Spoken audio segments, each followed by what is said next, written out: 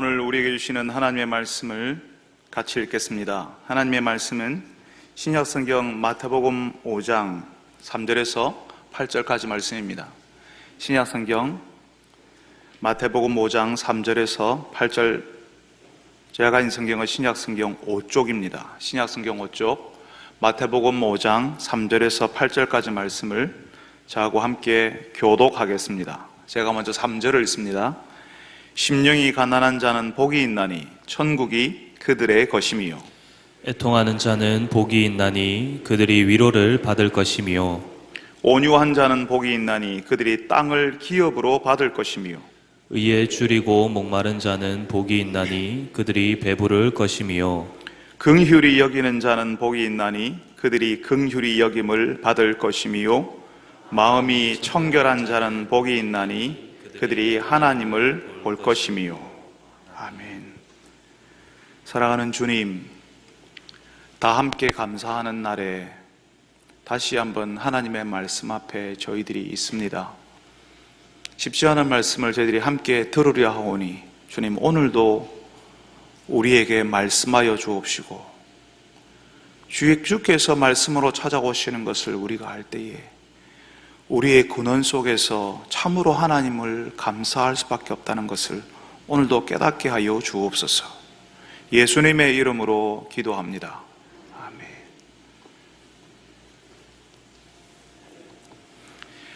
우리 시대는 외모, 몸을 굉장히 중요하게 여기는 시대입니다. 젊어 보이고 건강할 수 있다면 많은 걸 희생해서라도 하려고 하는 시대예요. 한 중년 부인이 머리를 하려고 미장원에 갔어요. 미장원 종업원이 중년 부인에게 이렇게 이야기했습니다. 아이고 사모님, 어쩜 이렇게 젊어 보이세요? 30 정도밖에 안 보이세요. 이 말을 들은 중년 부인이 굉장히 기분이 좋아졌습니다. 그래서 나올 때 팁까지 주면서 참 아가씨 친절하고 상냥하네요 하고 칭찬해 줬어요. 그러니까 이 종업원이 웃으면서요, 저희 가게는 손님들에게 뭐든지 40%씩 할인해 주거든요. 우리 시대들만 자신의 외모에 관심을 가지는 게 아니었어요. 고대인들도 그랬습니다. 여러분, 혹시 로마 제국의 기틀을 다졌던 정치가 율리우스 시저라고 하는 사람을 혹시 아시는지 모르겠습니다. 요즘 젊은 사람들은 시저라고 하면 혹성 탈출에 나오는 그 주인공 원숭이를 떠올렸던데요. 시저는 로마 제국에 엄청난 영향을 준 정치가였습니다. 엄청난 정복 전쟁을 해냈던 군인이자 영웅이었던 이 시저에게 고민이 있었는데요, 바로 탈모였어요. 이마에 M자 탈모가 진행이 됐어요. 그것 때문에 엄청난 스트레스를 받았다고 합니다. 양옆으로 계속 빈약해지는 자신의 머리털 때문에 이상하게 자신감을 잃는 거죠. 다른 사람들에게 보이는 그 외모 때문에 자꾸 내 마음이 위축이 되는 겁니다. 그러니까 우리가 그렇게 신경을 쓰고 관심을 가지는 외모, 얼굴, 몸은 사실 우리 마음과 연결이 되어 있어요. 젊어 보인다는 말이 그냥 기분이 좋아지잖아요. 탈모 때문에 그냥 자신감을 잃고 쪼그라들잖아요. 여러분, 혹시 마이클 잭슨이라고 하는 미국의 대중가수를 아십니까? 제가 어릴 때 저 사람 굉장히 유명한 스타였습니다. 이 사람이 약물로 사망했는데요, 이 사람에게 마음의 문제가 있었어요. 그것은 나 아버지를 닮기 싫다, 아버지의 모습을 지우고 싶다, 그런 거였어요. 그래서 자신의 얼굴을 하얗게 표백한 얼굴처럼 만들고 여러 번 성형을 해서 사람들에게 나타났습니다. 세월이 지날수록 청년 시절에 저 모습, 청년 시절의 마이클 잭슨과는 다른 외모의 사람이 되는 거죠. 여러분, 저 옆에 사람이 같은 사람인처럼 보입니까? 아버지의 모습을 자신에게서 치우고 싶다는 마음의 문제가 자신의 외모를 바꾸도록, 다른 사람이 되고 싶도록 만들었던 거예요.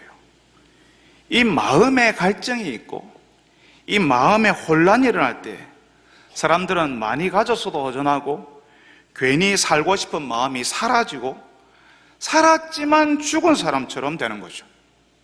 이 모든 것이 마음에서 일어나는 일입니다. 그래서 사람들은요, 이 마음의 문제를 해결하고 싶어 했어요. 모든 것을 버리고 속세를 떠나서 방랑자처럼 세상을 유랑하기도 하고요. 손바닥에 지문이 사라지도록 어딘가에 비는 사람도 있었고요. 예전에는 폭포수 물 아래에서 그 떨어지는 물을 맞으면서 수도를 하시는 분도 있었어요. 그렇게 하는 것이 그 마음을 다스리는데 약간의 효과가 있었을지도 모릅니다.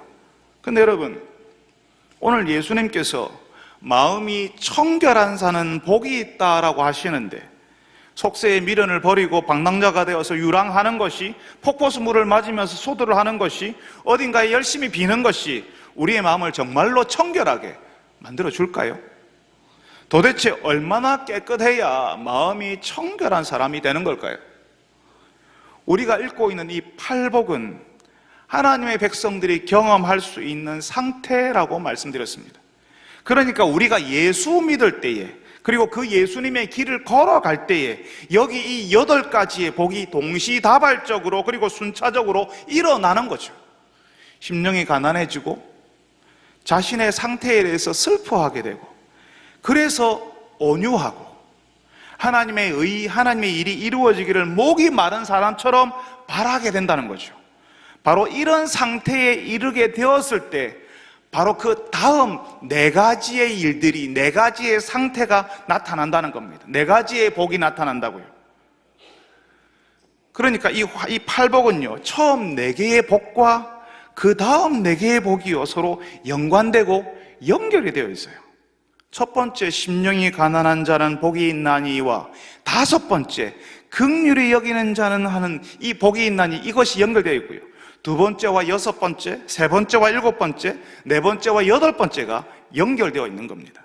내 심령이 가난해지니까 다른 사람을 긍휼히 여기게 되고요. 내가 내 상태를 보고 슬퍼하고 애통하게 되니까 마음이 청결해지는 겁니다. 온유하게 되니까 저절로 화해하는 자, 화평케 하는 자가 되고요. 의에 줄이고 목마르니까 의를 위하여 핍박을 받는 사람이 되는 거죠. 그러니까 예수님이 말씀하시는 마음이 청결한 상태는 우리가 우리의 악한 상태, 우리의 죄된 모습을 보고 슬퍼하고 애통할 때에 경험하게 되는 겁니다. 우리가 우리의 악한 상태를 보고 아파하고 슬퍼할 때에 그 애통함의 결과로 우리는 청결하여지는 겁니다. 그렇다면 여러분, 마음이 청결하다, 깨끗하다는 말이 무슨 말일까요? 우리 마음이 청결하다는 말이 앞으로 다시는 죄를 짓지 않고 천사처럼 고결하게 살 수 있다고 말하는 겁니까? 그거 아니라는 사실을 여러분도 알고 있죠? 제가 처음에 신학교 들어갈 때, 신학교에 가면 나처럼 모자라고 문제 많은 사람은 거기에 어떻게 적응할까 은근히 걱정을 했습니다. 신학교에는 최소한 천사는 아니더라도 천사 바로 밑에 있는 사람들이 다 모일 거라고 생각했거든요. 신학생들 중에 제가 제법 나쁜 놈이거나 제일 나쁜 놈일 거라고 생각했어요. 근데 가보니까요, 제가 그래도 그 중에 괜찮은 사람이더라고요. 신학교도 별 수 없었습니다. 신학교를 보고 실망하고 계속 신학교를 다닐 것인가 고민하던 때도 있었어요. 그렇다고 제가 아주 대단한 사람인가 하면 또 그것도 아니거든요. 저는 아직도 갑자기 차가 끼어들거나 좁은 골목길에 앞뒤 가리지 않고 차가 막 들어와서 밀어붙이는 그런 차를 보면 그냥 화부터 납니다. 도대체 이따구로 운전하는 당신이 누구냐고 얼굴이라도 확인하려고 해요. 그러면서 제가 그랬을 때는 뭐 운전하다 보면 그럴 수 있지 하고 제 스스로에게는 쿨하게 넘어가는 아주 뻔뻔한 모습을 가지고 있어요. 교회의 목사인데 당신의 마음은 깨끗하냐 하면 저는 아닙니다. 아직도 갈 길이 한참 멀었습니다. 그런데 여러분, 사랑방 나눔을 하다가 자신의 연약함, 부족함, 악함을 고백하고 눈물을 흘리는 사람들이 있습니다. 설교를 듣다가, 기도를 하다가, 하나님의 말씀을 묵상하다가 자신의 모습이 보여서 부끄러워서 그냥 눈물이 흐르는 사람들이 있어요. 하나님 앞에서 진심으로 자신의 상태가 어떤지 그 진실을 아는 거죠. 바로 그 상태, 나에게는 선한 것이 없다는 것, 다른 사람은 몰라도 나는 알고 있는 나의 악함과 죄에 대해서 스스로 아파하고 슬퍼할 때에 우리는 진심으로 하나님을 바라게 됩니다. 하나님이 나 같은 것 내쳐버리셔도 할 말이 없는 그런 비겁한 죄인이라는 사실을 나는 알거든요. 내가 그런 사람이라는 사실을 알았다는 바로 그게 하나님이 나를 사랑하시고 받아주셨다는 겁니다. 그러니까 내가 이런 사람인데 하나님이 나를 받아주시는가, 나를 내쳐버리셔도 여기가 어디라도 찾아와 해도 할 말이 없는 나인데 하나님이 나를 받아주시니 그게 감사해서 그 놀라우신 하나님의 사랑을 나 같은 것이 받아도 되는가 하고 너무 송구스러워서 하나님께 너무 미안해서 어쩔 줄 몰라 하는 그 희한하고 복잡한 상태가 되는 겁니다. 내가 도무지 거룩하신 하나님께 나갈 수 없는 그런 상태라는 사실을 마음으로 깨달았는데 그걸 깨달았다는 것이 내가 하나님의 은혜를 입지 않고서는 도무지 알 수 없는 거라는 거죠. 하나님의 빛이 내 인생에 비추어지지 않으면 절대로 알 수 없는 지식이라는 겁니다. 그래서 하나님께 감사하고 하나님을 의지하고 하나님을 바라보게 되는 겁니다. 여러분, 마음이 청결하다는 것은 바로 그 사실, 내가 악하고 부족한 사람이니 하나님이 도와주셔야 한다는 것, 그래서 하나님을 의지하는 것, 그것도 두 마음을 품지 않고 온전히 하나님만 의지하고 바라보는 것을 가르쳐서 마음이 청결하다라고 말하는 것입니다. 비록 하나님 앞에서 죄가 있고 문제가 있어도 하나님, 그렇습니다, 제가 문제가 있고 죄가 있습니다 하고 자신의 문제에 대해서 슬퍼하면서 진실하게 하나님의 도움을 구하는 그 사람을 향해 하나님께서는 마음이 청결한 사람이라고 말씀하시는 겁니다. 그러니까 하나님께 숨길 게 없죠. 하나님께서는 이미 우리가 문제 있는 사람이라는 것을 알고 계시니까 그분께 진실을 하려고 하는 그 사람이 바로 마음이 청결한 사람이라는 겁니다. 내 마음이 청결하다고 내가 판단하는 것이 아니라 하나님이 내가 청결하다고 인정해 주시는 거예요. 사랑하는 여러분들이 마음이 청결하게 되는 이 복을 누리는 분들이 되시기를 바랍니다. 나의 마음의 문제는 하나님만이 해결하시는 줄 알고 그 하나님을 온전히 의지하는 분들이 되시기를 바랍니다. 여러분, 하나님을 온전히 바라보는 우리를 향하여서 네가 청결하다 하시는데 그러면 우리는 이제 어떻게 살아야 되겠습니까? 어젯밤에 샤워하고 잤으니까 이제 한동안은 안 씻어도 되는 건가요?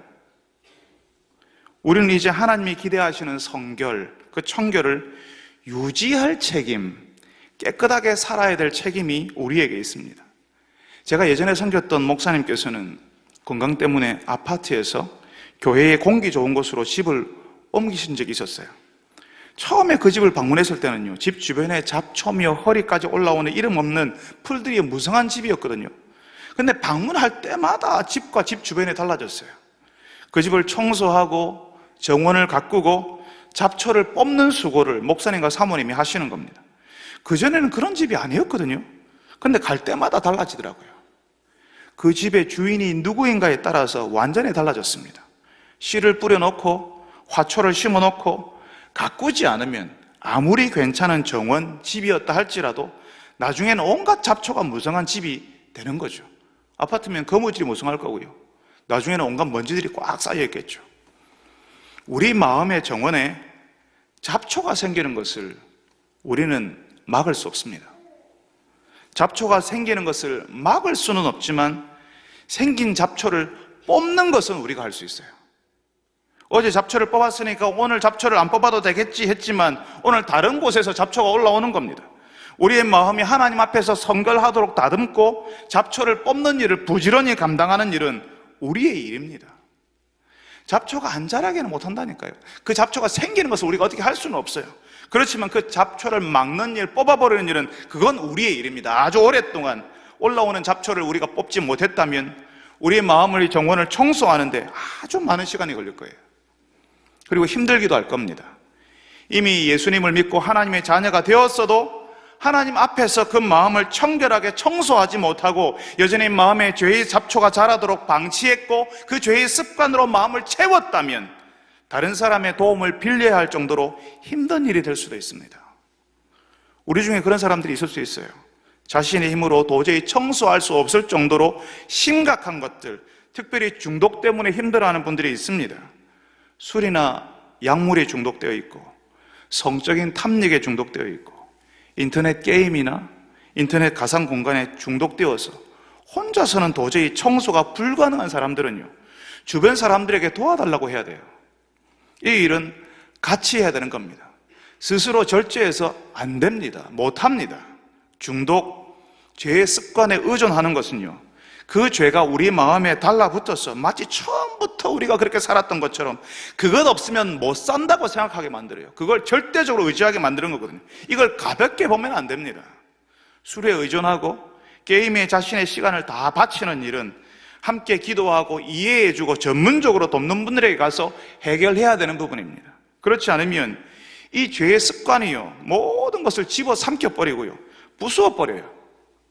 남편과 아내가 부모와 자녀 사이의 아름다운 관계를 집어삼키고 부셔버립니다. 가정을 부셔버리고 주변 사람들의 관계를 부셔버리고요, 자신의 직업, 자신의 부르심, 소명 이런 것들 아무 관심도 없이 살도록 만들어버려요. 결정적으로 하나님과의 관계가 다 무너져 내리는 겁니다.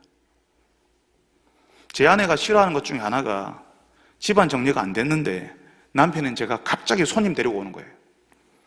제 아내는 청소를 잘하는 편이고 집안을 정결하게 하는 좋은 아내입니다. 그렇지만 청소하지 않았을 때 철없는 남편이 누군가 데리고 오는 것을 힘들어해요. 이런 마음이요, 똑같이 하나님과 우리 관계에 일어나는 겁니다. 우리의 내면이 깨끗하지 못하고 정결한 상태로 가꾸어져 있지 않으면요, 우리는 하나님과 교제하는 것을 힘들어하고 부담스러워합니다. 어느 정도가 그러시대요. 승리의 한 주를 살았을 때는 주일이 그렇게 기다려졌다고요. 하나님과 함께하는 주간을 보내었을 때는 주일이 기다려져요. 그런데요, 우리가 깨끗하지 않을 때는 가리고 싶고 숨고 싶은 거죠.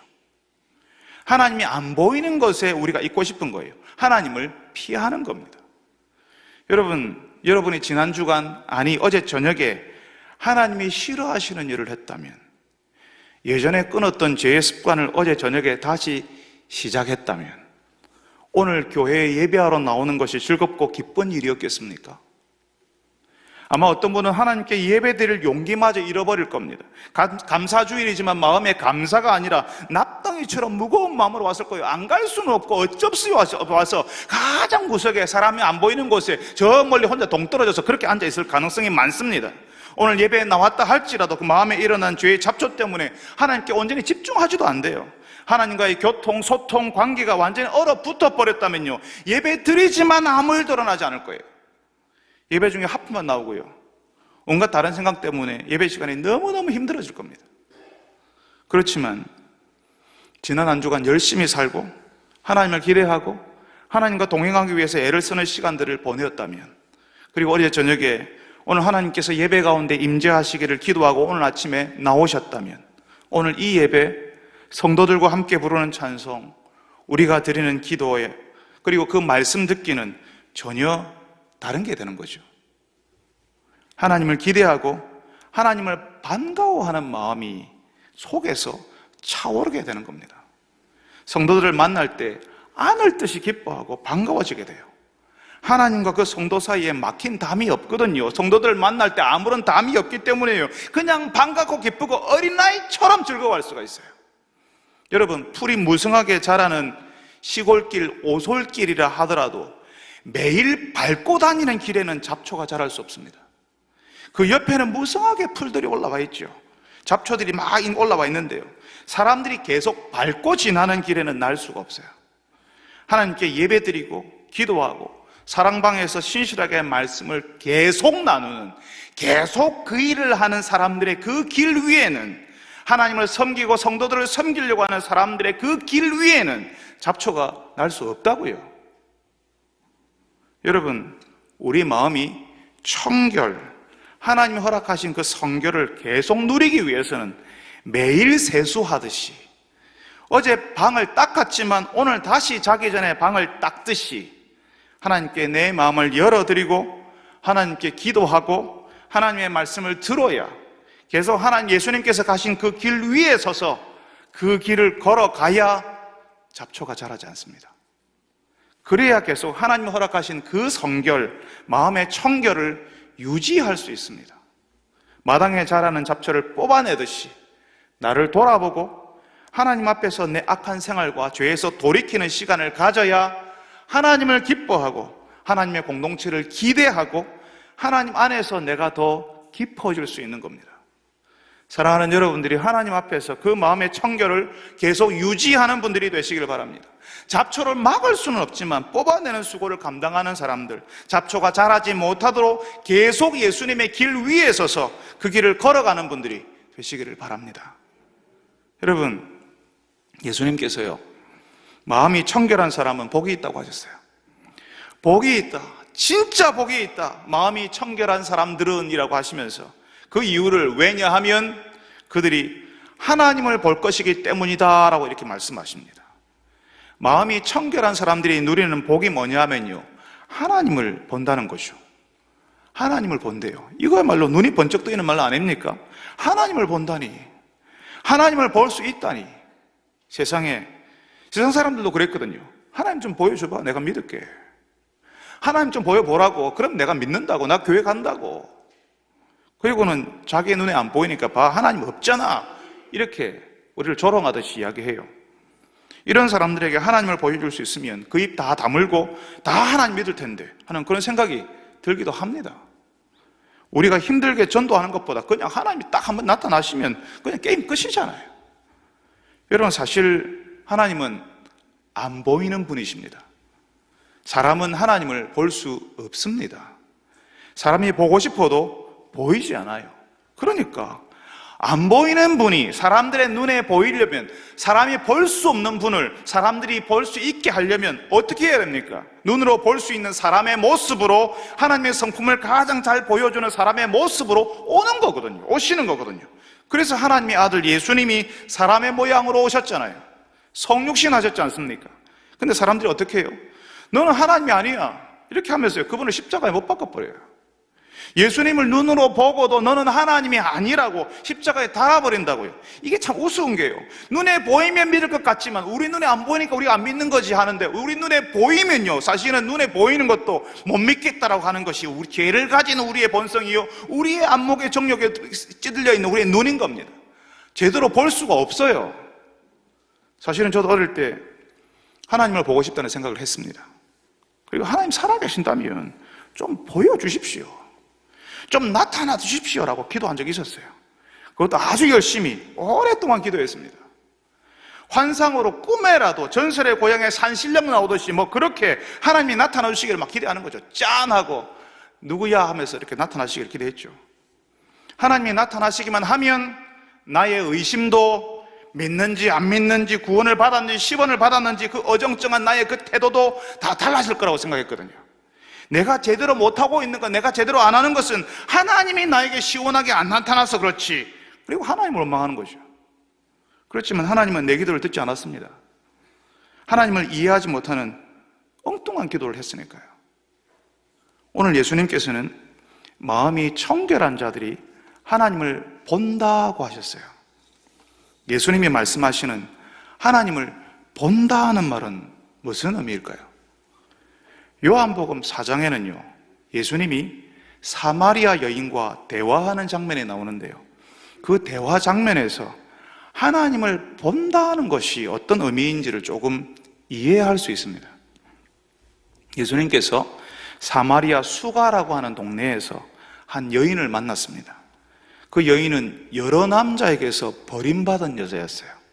결혼을 5번 한 여자였습니다. 결혼 5번 했다고 하니까 이 여인이 얼마나 기구한 인생이었는지, 파란만장한 인생을 살았을지 감이 오시죠? 그 당시 유대 사마리아에는 가장 뜨거운 낮 시간에 사람들이 움직이지 않았습니다. 아무로 물길로 나오지 않았어요. 그런데 이 여인이 그 시간에 우물에 물길로 가는 거죠. 아무도 없는 시간에, 일부러 아무도 없어야 되니까. 이 여인에게는요, 아무도 없는 것이 외로운 것이 아니라 오히려 마음이 편안한 거예요. 그래서 아무도 오지 않는 시간에 물길로 갔다가 거기에 계신 예수님을 만납니다. 근데 예수님이 이 여인에게 물을 좀 달라고 하네. 여러분, 조선시대에도요, 남녀가 구별해 있다고 분명하게 남자와 여자의 구별을 이야기했습니다. 남자가 여자에게, 여자가 남자에게 말을 거는 일이 그 당시에는 흉이 되는 시대였습니다. 유대 사회도 마찬가지였어요. 그 당시에는 남자가 여자에게 말을 거는 일은 없었습니다. 그것도 유대인이 사마리아 여자에게 말을 거는 일은 없었습니다. 그런데 예수님이 먼저 물을 달라고 해요. 그러니까 이 여인이 깜짝 놀라는 겁니다. 어떻게 사마리아 사람인 나에게 물을 달라 합니까? 근데 예수님이 정말 뜬금없는 이야기를 계속하는 겁니다. 네가 만일 너에게 물 좀 달라 하는 이가 누구인 줄 알았다면 네가 그에게 구하였을 것이요 그가 생수를 너에게 주었을 거다. 이게 무슨 말이죠? 예수님이 이 여인에게 물 좀 달라 했잖아요. 근데 그 여인에게, 그 사마리아 여인에게 내가 누군지 알았다면 네가 나에게 생수를 달라고 했을 거라고, 그리고 내가 너에게 그 생수를 주었을 거라고 이야기하는 겁니다. 다시 말하면 예수님이 살아있는 물, 생수를 줄 수 있다는 거죠. 예수님이 말씀하시는 물은 우물에서 마실 수 있는 물을 말하는 게 아니죠. 예수님이 그러셨습니다. 이 물을 마시는 자마다 다시 목마르려니와 내가 주는 물을 마시는 자는 영원히 목마르지 아니하리니 내가 주는 물은 그 속에서 영생하도록 솟아나는 샘물이 되리라. 영원히 목마르지 않는 물, 영생하도록 솟아나는 샘물이라 이렇게 말씀하세요. 예수님께서는 우리에게 매일 마시는 물로서는 풀리지 않는 갈증이 있다는 말씀을 지금 하시는 겁니다. 많이 가졌는데 왠지 답답하고, 술 마시고 스트레스 푼다고 즐겨봐도 해결되지 않는 공허함이 있고, 어떤 재미도 어떤 삶의 의욕도 느끼지 못하는 무력감이 있다는 거죠. 예수님이 사마리아 이 여인에게 내가 주는 물은 목마르지 않는다, 영원히 솟아나는 샘물이 된다 하시는 것은 이 여인에게서 목마름을 봤다는 거죠. 풀리지 않는 갈증, 그 인생의 답답한 이 여인에게 무슨 재미가 있겠어요? 어떤 재미도 의욕도 없는 그 무력감을 보셨거든요. 말씀드렸죠. 이 여인 결혼 5번 했던 여인이었어요. 그 당시 법에서는요, 여자가 이혼해달라고 요청하지 못했어요. 남자가 이혼하는 거였어요. 그러니까 이 여인은 이혼당하는 거예요. 5번을 이혼당한 거, 5번을 남자들에게 버림받는 거라고요. 계속 남자들에게 버림받는 인생이었습니다. 그런 여인에게 예수님이 말을 거셨어요. 이 여인의 고단함을 보신 겁니다. 물길로 오지만 절대로 우물물로서는 해결될 수 없는 그 목마름을 이 여인이 모르고 있으니까 예수님이 알려주시는 거죠. 내가 주는 물은 영원히 목마르지 않는 물이다, 영생하도록 솟아나는 샘물이다. 그러니까 이 여인이요, 예수님께 그런 물 좀 달라고 합니다. 나에게도 그런 물을 주셔서 여기 물길로 오지 않게 해주십시오. 여기에 물길로 오는 것이 얼마나 고통스러운지 이 여인이 지금 예수님 앞에 고백하는 겁니다. 다른 사람들이 나를 몰랐으면 좋겠는데 여기 물길로 오지 않게 그런 물 좀 나에게 주십시오 하는 겁니다. 그러니까 예수님이 이 여인의 요청과는 상관없는 엉뚱한 이야기를 해요. 네 남편을 불러오라. 이 여인이 안고 있는 가장 민감한 문제를 예수님이 건드립니다. 다른 이야기는 다 해도 그 질문만은 안 해야 돼요. 예수님은 남편 이야기, 이 행복하지 못한 가정생활, 아무에게도 털어놓고 싶지 않은 이 여인의 과거를 건드리는 거예요. 사람의 아파하는 것을 예수님이 다시 한번 건드리는 겁니다. 한번 다시 보자라고 하시는 거죠. 우리 모두는 정말 하고 싶지 않은 이야기가 있습니다. 다른 이야기들은 웃으면서 할 수 있는데 그 이야기만큼은 맨정신으로 할 수 없는 이야기들이 있어요. 그 기억만 하면 내 마음을, 내 심장을 칼로 살살 도려내듯이, 베어내듯이 아픈 이야기, 송곳으로 쿡쿡 찌르는 것 같은 아픈 이야기, 잊어버릴만 하면 또 기억이 나서 한동안 우울하게 지내야 하는 그 아픈 이야기, 할 수만 있다면 꽁꽁 싸서 저 다락방 구석에다 다 던져놓고 자물쇠를 꽝 잠궈버리고 다시는 튀어나오지 못하게 만들고 싶은 그런 기억이나 사연들이 있습니다. 그런데 예수님께서 그 이야기를 건드리는 거예요. 우리 속에 꽁꽁 싸놓은 이야기를 다 헤집어 놓으시고는 한번 보자고 하시는 거죠. 우리가 우리 입으로 그렇게 아파하던 기억들과 사연들을 토해놓게 하십니다. 나는 남편이 없습니다.